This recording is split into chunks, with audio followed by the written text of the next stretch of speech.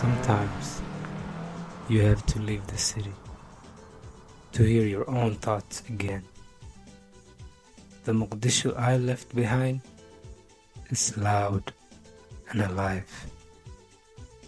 But out here in the countryside, Somalia breathes differently. This isn't just a road trip. This is a homecoming. A few years ago, I left America behind, not on vacation, not for business. I left because I needed to reset, to rebuild. And somehow, that journey brought me here today, outside the noise, into the quiet heart of Somalia. Most people don't understand what that means, to walk away from the so-called American dream and choose dust, wind, and silence instead. But it was never a mistake. This isn't a coincidence. I was meant to return. I was meant to witness this. The wind was wild that day. That's why I'm doing a voiceover instead. But out here, maybe words aren't even needed. You feel the land. You listen to it. This is where our ancestors walked. Their footsteps are in this soil. Their spirit is in the wind.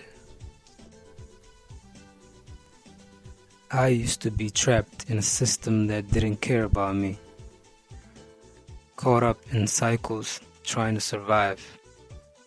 But here I found space. Not just physical space, but space to think, to heal, to reconnect. Somalia gave me something America couldn't. A reminder of who I was before the noise. It's not always easy. The roads are rough. The wind doesn't stop. But there's something pure about it all. People here live close to the earth. They don't rush. They don't pretend. There's a kind of peace you only find when you return to your roots. As the sun began to fall, the sky caught fire, and the call to prayer echoed softly from a nearby mosque. I stood there and I realized this was always part of the plan. This was written for me. Leaving the US wasn't the end of my story.